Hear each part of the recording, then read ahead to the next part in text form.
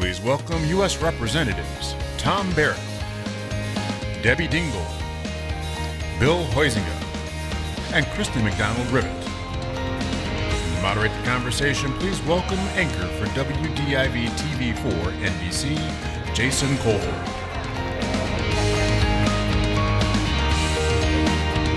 Good morning, everybody. How are you guys out there? In case you didn't notice, we've solved bipartisanship just by the choice of clothing today. Done and done.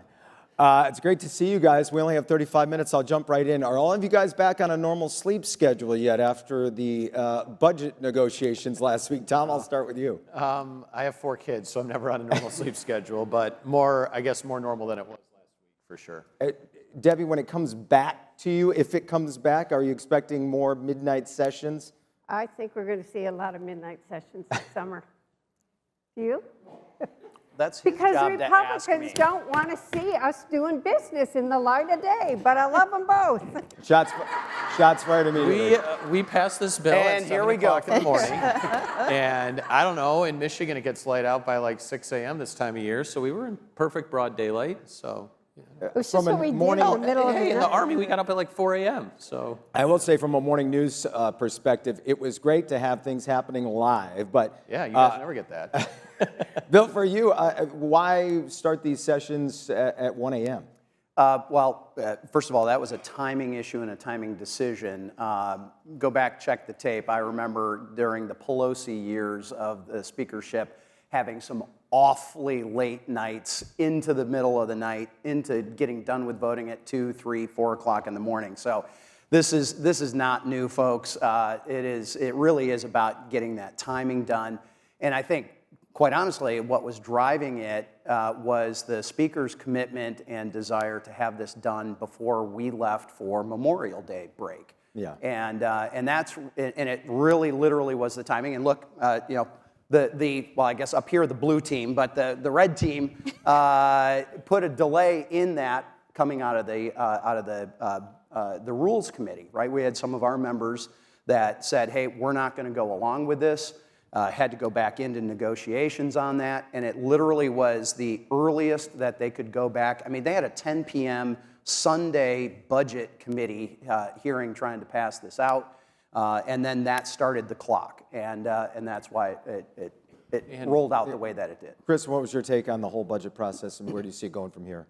You know, I'm just I'm Michigan practical, right? So I think, yeah, but they did it too. Is something I didn't accept from my kids, and I just don't think I just don't think it's reasonable. The process really. Was rammed through. Even the Republican members of the committee, the final bill that we passed in the dark of night. Yeah, the sun came up, but when you're starting to post committee meetings at 1 o'clock in the morning, that's a pretty clear message that you're not wanting a lot of daylight on it. And I don't think there was a single person in the chamber who had read the bill when it came to us for a vote. And there's a lot in it that is going to raise costs for most families in Michigan. You want to have a final word? I would just say, I mean, this could take 35 minutes. We've got by the way. 45 minutes. Most of us came from time in the state legislature Yep. before going to Washington, D.C., and each of us can point to very specific circumstances. Most recently is last December that was terrible. Democrats were in charge of the Michigan Senate. They were losing their grasp on the State House. They had a 36-hour session, I think. I was not present for that, but they are trying to move their bills through in this fashion. So it's not like one side is uniquely responsible for this. And furthermore, we could have passed this out in the middle of the afternoon. The Democrats sponsored like 500 amendments to the bill in a simple measure of fatiguing the process in the purpose of delaying it along the way. None of those amendments were offered in good faith.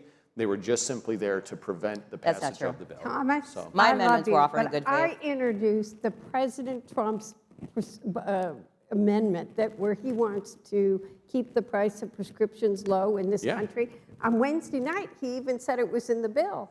So when they showed me that tape on way too early, because yes, I do get up early, I went, no, it's not in the bill. Everybody voted against it last night. So a lot of those amendments were offered. Maybe, okay, so maybe some were offered in good faith, but of over 500, and their members are taking their full allotment of time to debate each of the amendments and then motions along the way. It was an intentional, it was an intentional attempt to delay the process as lengthy as. Let me jump to, go ahead, Chris. I just want to say that Tom, you're absolutely right. Democrats do it, Republicans do it, but there's got to be a point where we all just come together and say, this is nonsense. That we need to, we're not playing a football game. It actually isn't red team versus blue team.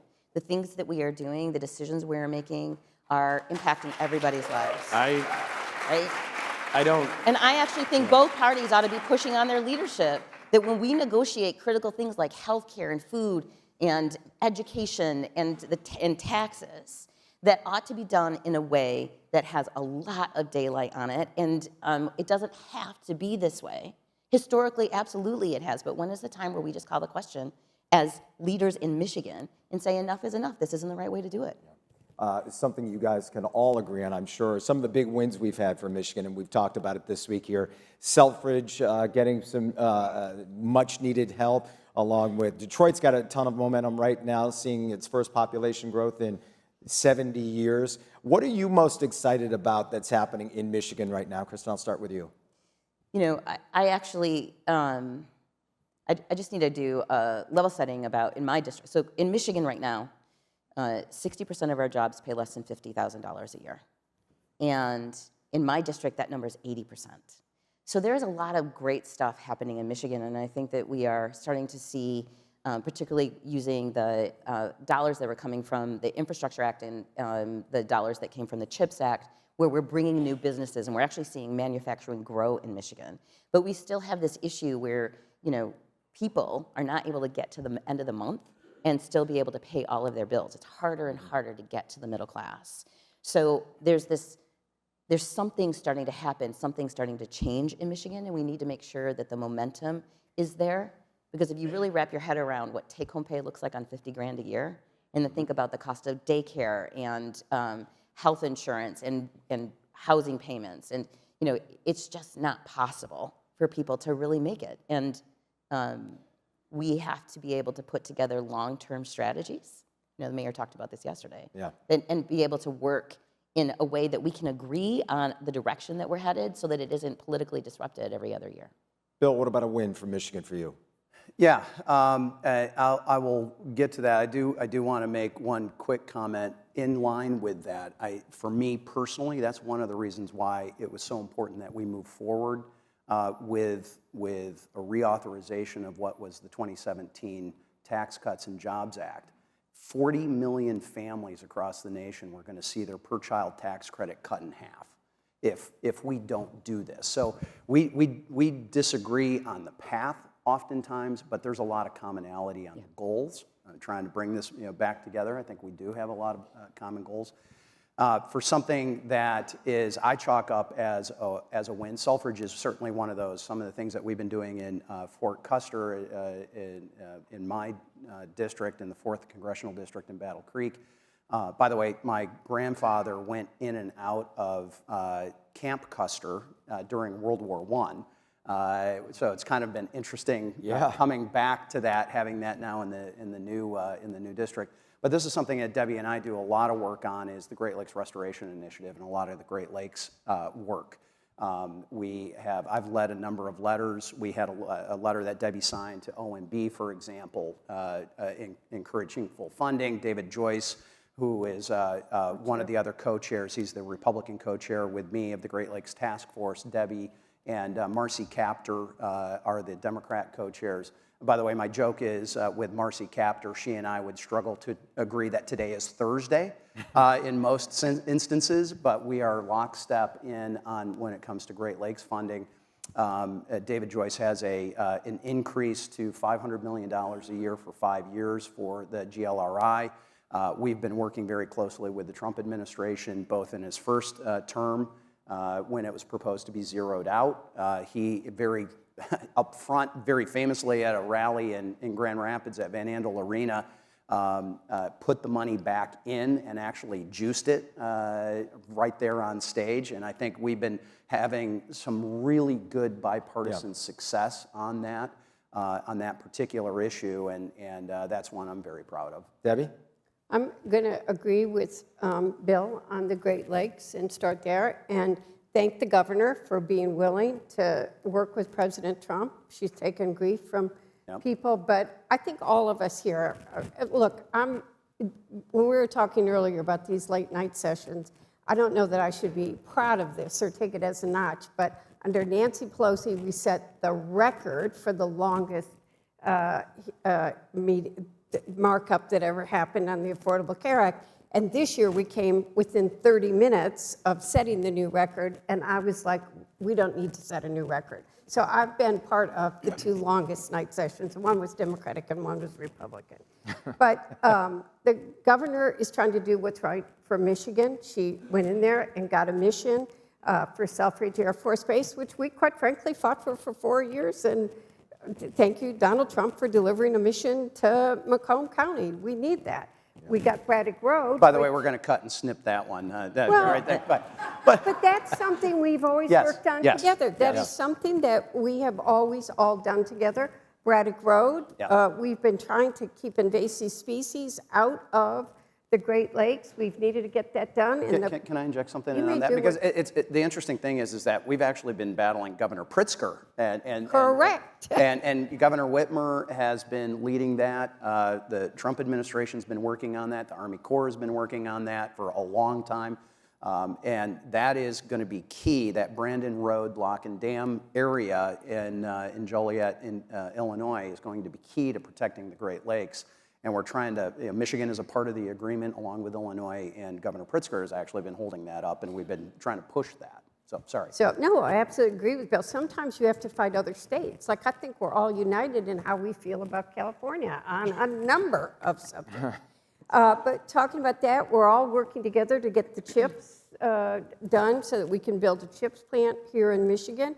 And we got to diversify our economy, but we want to keep a strong auto industry, period. I think we all want to work together on keeping it strong and making sure we're a leader, that we lead in innovation and technology. We're going to be damned if any of us is going to cede our leadership to China, and we got to work together on doing that and making sure we stay at global leadership. I spend a lot of time on, all of us do, working on that.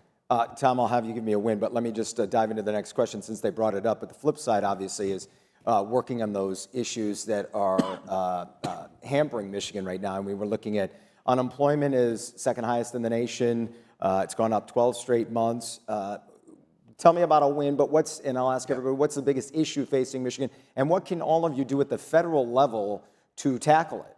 Yeah, so wins are a lot of what was covered already. Certainly Selfridge and Battle Creek and other wins that we had. That's near and dear to my heart. I've flown into both of those places and spent a considerable amount of time at each.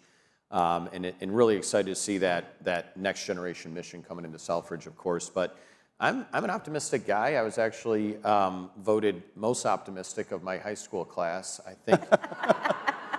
And I think that's because I thought it was the Lions' year every year. And it is this year, though, baby. It is this year. See, Finally, you are the most optimistic. You can start a Jared Goff chant anytime, right?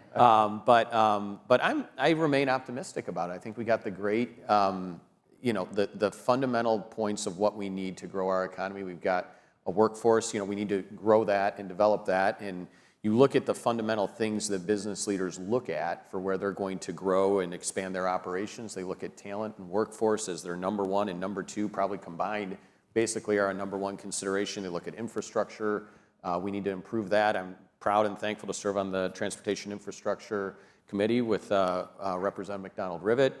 We got a Coast Guard ice cutter approved in this reconciliation process for the Great Lakes, so that's going to be another improvement and advancement that we have. That's another big win for our region, for our state.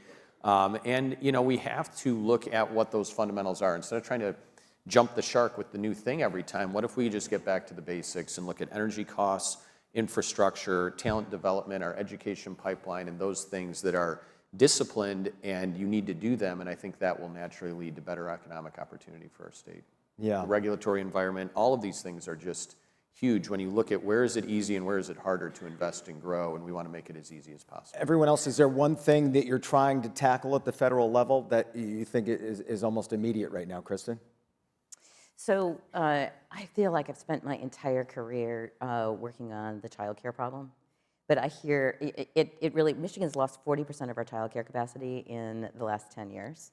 It is an emerging economic crisis to be able to, and childcare costs are somewhere generally between $12,000 and $14,000 a kid. Yeah. So we just have to make it, there's a lot of work that needs to be done, but, I'm working on a bill with a Republican member to be able to make, on the affordability issue, being able to use 529s to help pay for childcare expenses. So that, I think, is incredibly important, and and something that we all kind of agree on. We have to figure out this childcare issue. But I also just want to say, when Tom's talking about the regulatory environment, he's right. It is too hard to, the permitting processes for things take too long. There are bureaucratic layers that are involved with almost all federal programs and funding streams that are coming to our states. They make it really hard for states to implement them, and I think that's a space in the federal landscape that we can work on. Bill? I'll break it into two parts. One is more Michigan specific. We talked about the Great Lakes, continuing to focus on that. Ag is another one of those. Ag labor, the H2A and the H2B, by the way, that's an important issue up here. How do we get that workforce on a temporary basis in and out of our country? That's something that we have worked on a bipartisan basis as well. I've gotten a new assignment through Foreign Affairs. So I'm vice chair of the Financial Services Committee, but I also chair a subcommittee on Foreign Affairs. And it's South Central Asia, it's India to Bangladesh, and then all the way north through all the stands, Pakistan, Afghanistan, all the great places that are in the news recently. India, so that's a bit of a challenge. But part of that is we're doing a reauthorization of the State Department, which a full reauthorization has not happened since 2003. Over 20 years ago, in a post 9/11 world, is the last time that we really did a full authorization of the State Department. Within that, I've been given the assignment to work with something called the BIS, Bureau of Industry and Security, which is a Commerce Department aspect. And stick with me, here's why it's important. This has to do with all of the technology transfers, including the chips, with the debate that we're having. So, been meeting with the head of NVIDIA, been meeting with the head of a number of these tech companies that are making the chips. We are very, very dependent, obviously, on Taiwan, Korea, Japan, and we're trying to gain more of that here in the United States. But how do we make sure that we stay ahead of China? That is a very important part of this. And so that's a lot of focus and concentration that we've been doing as it relates to us on a national security level, but specifically for us here in Michigan as we're trying to attract those data centers, but also making sure that chip production could happen here. Debbie, what's most urgent to you right now for Michigan? I feel like I'm drinking from a fire hydrant, if you want to know the case, truth.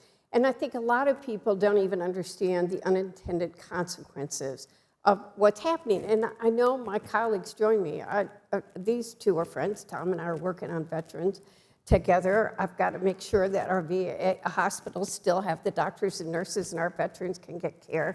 And I know that everybody here does. I found out last Friday that many of our Head Start programs may have been shutting down on Friday if they didn't hear about their funding. Well, sometimes it's finding the right person to help you. So thankfully, yesterday we got calls to every Head Start agency that was going to be impacted because I found the right person at HHS. But, our universities and the research and the scientific grants and the kind of generational research that's going on, making sure that everybody has access to clean, affordable water is a basic human right. We all celebrated Flint being taken off that list, but I still want to get the lead out of every pipe in America.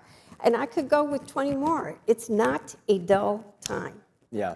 Tom, you mentioned getting back to the basics, but there's a lot of talk now that AI is unavoidable, and we've talked about unemployment, and a lot of business leaders think it's going to exacerbate those numbers. Michigan's already lost 27,000 manufacturing jobs, and you think AI might be a reason you never get those back. But Another business leader said, members of Congress are woefully behind on understanding AI.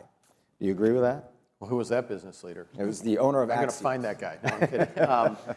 I mean, look, I'm not going to pretend that I know everything about AI because I'm a helicopter pilot and an Army grunt, right? So like, Could Congress do better, I guess? Do they need to do a better job with that? Yeah, absolutely. But at the end of the day, I'm elected to serve in a role in Congress, not to know how to program an AI chatbot to make your homework in 5th grade easier. I'm elected to make sure that we have systems in place that have the guardrails that are necessary to allow for innovation without the exploitation in ways that are damaging to people. So while it's clever for a billionaire tech guy to like throw shots at members of Congress, why don't you come do my job, regulate the entire apparatus of industry, worry about national defense, worry about the collection of stands that Bill's got on his portfolio, deal with the VA challenges that Debbie and I are working on, handle all the concerns about national security threats that we have, the immigration challenges that the country is facing, the Tax Cuts and Jobs Act, the other things that we're all working on. So while it's fine and cute and all dandy and you can take shots at people in elected office because we're an easy target to take shots at, you shouldn't want me programming your AI, right? I need to be familiar with it enough to know where the limitations exist, where the pitfalls are, and what we need to know to make sure that it is not evolving in a way that is damaging to people and to human life. And that's what I look at it from, is I think we have a real potential for risk there from a national security standpoint that can be exploited by bad actors. It's less about the convenience aspect of AI to me and more about the absolute real life consequences of national security threats that could come from that being exploited. But also taking jobs away from people too, right? Well, I mean, I think we've been saying for years now, what was it when the automobile was invented, that they said that all the horse and buggy people were going to be unemployed, and maybe they all moved to Mackinac Island, I don't know.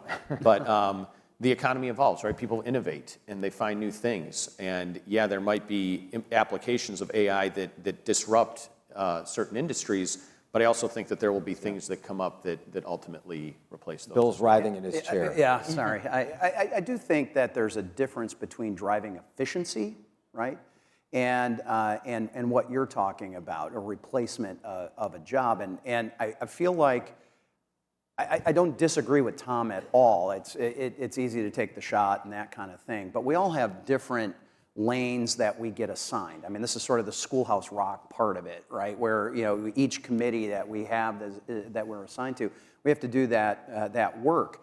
I happen to sit on the Financial Services Committee, which has been dealing with the notion of AI in financial services for a long time, whether it's in real estate and searching titles, whether it's how credit card issuers or processors are trying to weed out fraud. I mean, there's a tremendous usage of this technology that will actually drive efficiency in and make some of that more secure.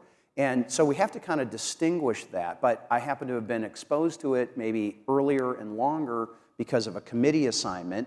It is a true statement, I think, to say that in general, government tends to run behind private sector, right? Where they're just going to be on that very cutting edge. And oftentimes we're playing catch up on that, whether it's with the regulatory side of things or whether it's an acceptance and how our rules are dealt with.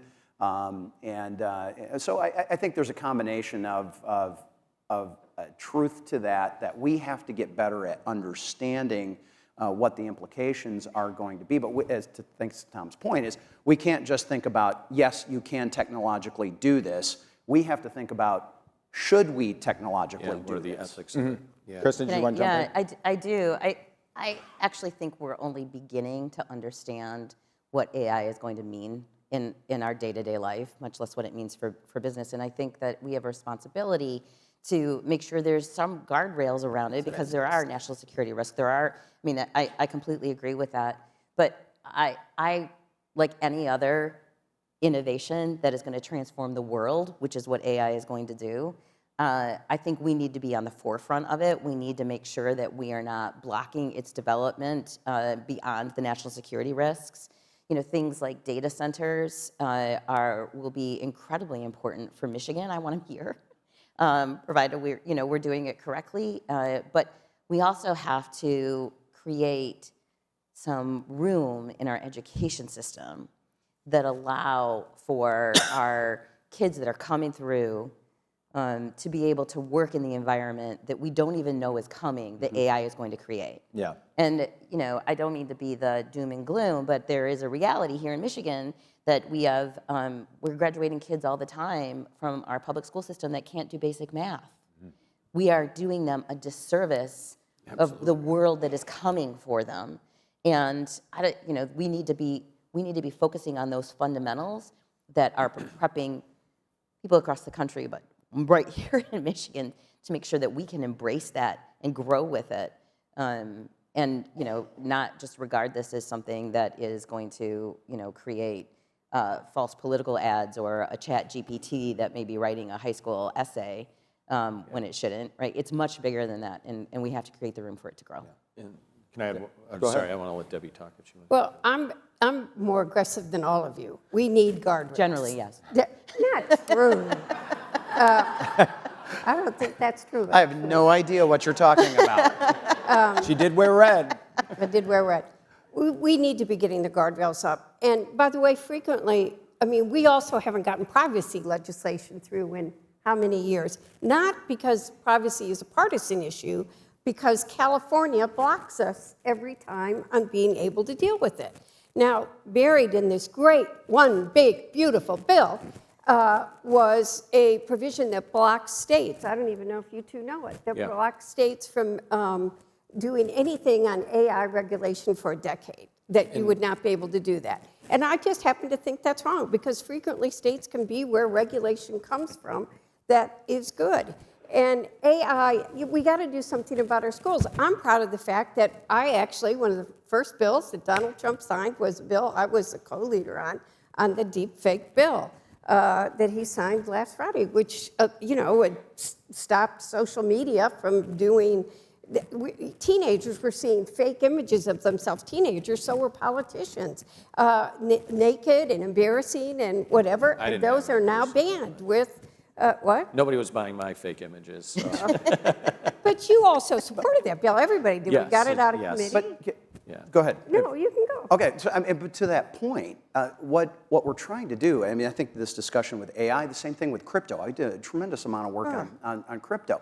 If we have a patchwork of 50 different We rules. don't need a patchwork. I do agree with that. And so at some point, whether it's exactly like the bill that you just had, if we've got New York laws versus California laws versus Michigan laws about this image reproduction, or on crypto, or on AI, I do think this is part of the whole Commerce Clause element of the Constitution, where there are those issues where the federal government should create a little space and say, hey, we need to figure this out.